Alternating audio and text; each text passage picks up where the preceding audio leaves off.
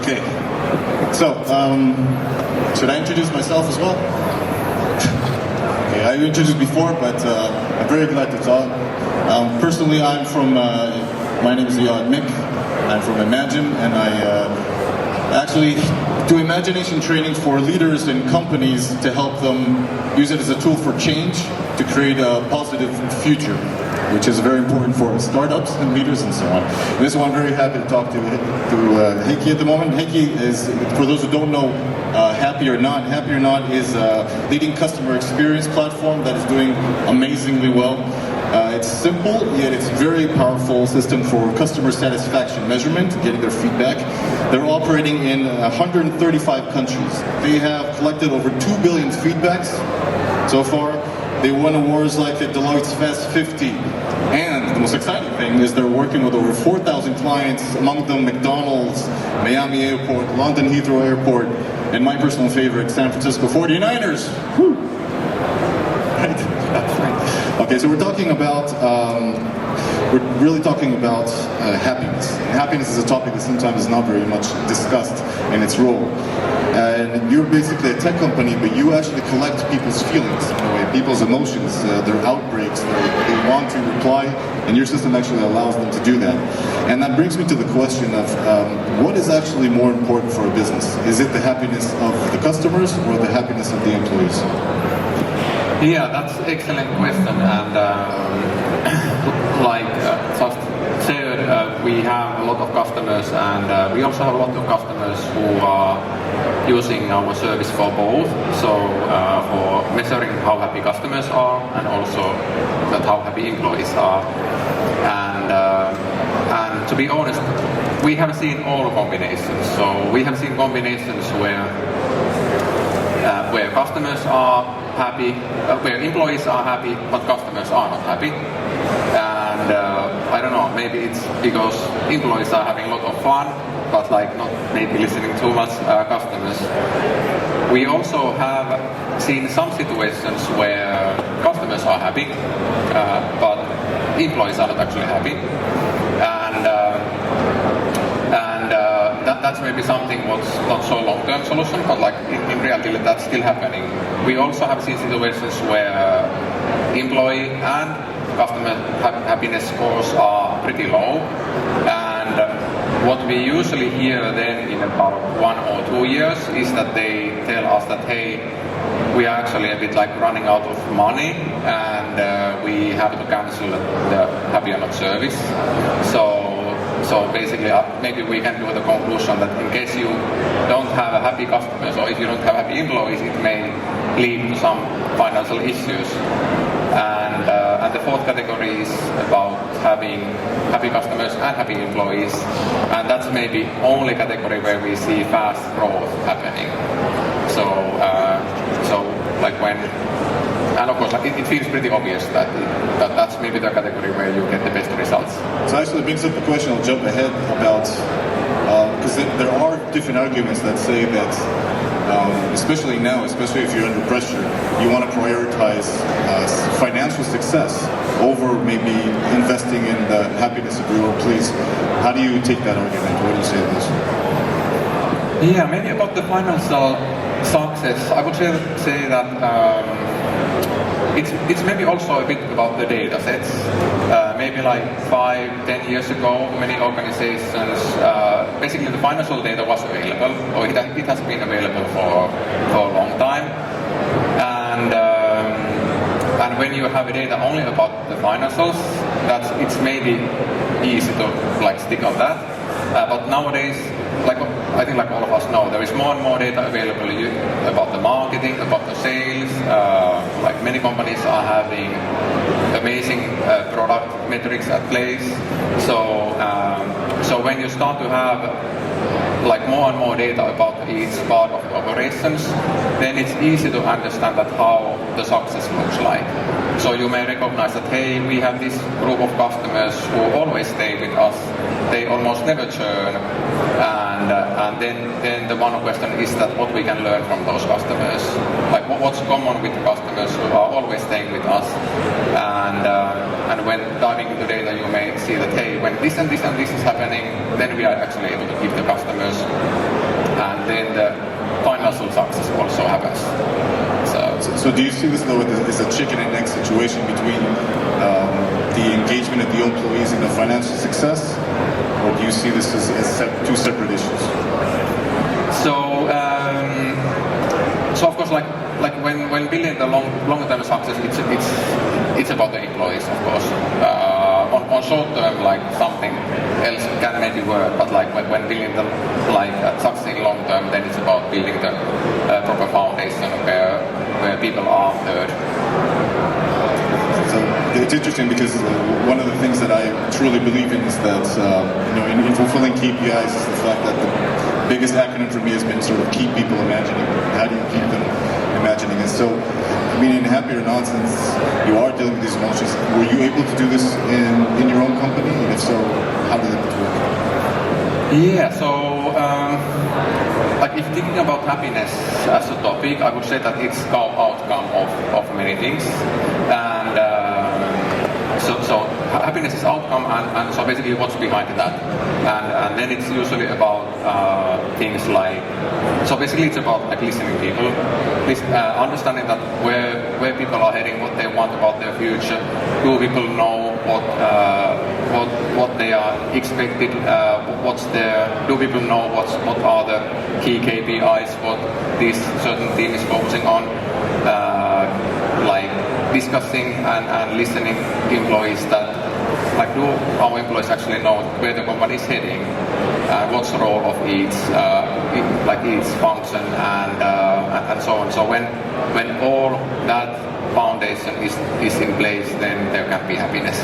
So it's kind of like outcome of those. And when you have the happy employees because of these reasons, then also the financial success can come. But it's maybe a bit tricky to build that other way. But that's actually leads to the next question.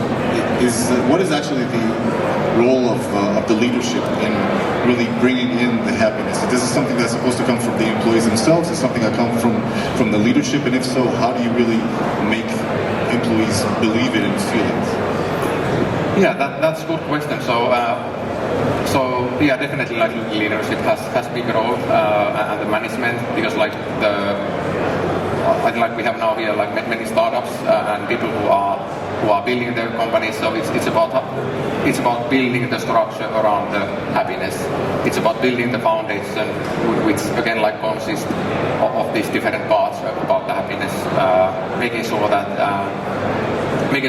all of us are heading to the right direction, making sure that like all team members know what's the problem what we are solving, and also listening to the customers, so that we know that maybe the market fit is like almost there. So then it's about listening to customers that what are possibly the product gaps what we still should work on, and to get there it's much easier when you have leadership and the management in place who is ready to listen, because like when people recognize that hey, by listening we can actually learn, then that's what drives the learning and development.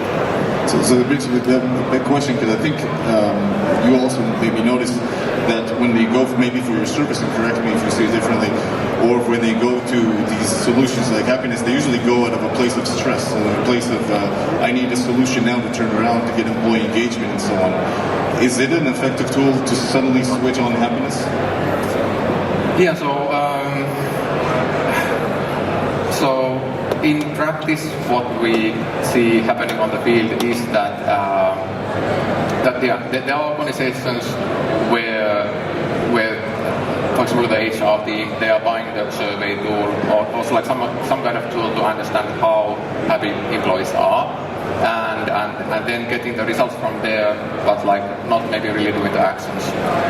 But actually it's pretty opposite. So even like definitely the priority should be the actions, that what actions the company has done based on the results, and then following up those actions with the employees, and also like sharing that where we are with with the different improvements what organization is working on. So. And do you see if the companies that you're working in, or maybe also in HappyOrNot, does it attract? Because we're all very involved with talent acquisition and getting the best people on the team. How does having this really embedded in the culture help in this? And do you see an effect on this as well? Yeah, like so when you have happy employees, you most likely will have less turnover as well. And also like opposite, in case the employee satisfaction starts to go down, then unfortunately it's usually the best talent what will maybe leave first. So the best talent has maybe the most options as well. And so yeah, that's the reason why we encourage organizations to focus on like all the parts of the process. So getting the data, but also doing the actions and so like listening, but also doing the actions and following up those with the employees. That's actually really interesting because I was reading this morning from Helsinki, from Harvard Business School, a little different than Helsinki, it's from Harvard, and there was research, and I'll read this, that said basically when employees are given the opportunity to use imagination and have their ideas earning value, then what they discovered that there is a rise in intrinsic motivation, there's a rise in engagement, there's a rise in happiness at work. And what do you think about that? And did HappyOrNot manage to create such an environment? Yeah, that's excellent research and great that there are entities who are doing those. Maybe like what would be like good example? For example, in the retail space, like maybe 5, 10, 15 years ago, in retail it was a lot about management doing the decisions of what's our target group, what are the products what we should be selling at each site, and what are the actions what we should take at what are the actions what we should do at each retail site to improve the results. But nowadays it's actually a bit opposite. It's more about management making sure that the field operations have all the tools available so that they can use their imagination and brains and come up with ideas about how to improve results at each site. So like I would say that like big trend what we see is that organizations are thinking that how they can make sure that the decisions can be done on the field instead of only at the on the management level, because like usually people on the field have the best knowledge about what's happening there, and the more tools you give there and when you make sure that those people feel safe, they again know where the company is heading, what we are doing, then the best decisions will be done there, and the organizations, that kind of organizations are successful. I think one great example about that is Amazon. That's the structure what they are having. They are running a lot of experiments and learning from those and testing different concepts, and as soon as they find something what's working well, for example within the retail, then they start scaling that. But before they let people to think and test, and people have space to fail as well. So. But by the way, do you see this as having an effect only internally, or does it have an effect externally? Does it support customer retention? Does it support their long-term staying with you and investing in more products? Yeah, good question. So of course, in case let's say that the employee turnover is high, what that would mean in practice, for example in B2B, it means that when your customer is discussing with the organization, there is always new person. So okay, this time it's Mike, now it's Sean, now it's Henrik.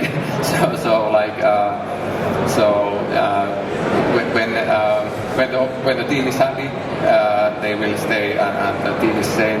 Then also the knowledge stays there. And in some industries, results are better, but in some cases, there's a lot of room to improve.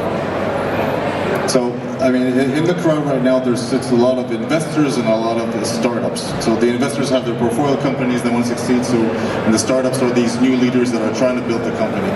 And you convinced me about happiness and how it affected you, and I see the success of HappyOrNot, and it's clear the connection is clear.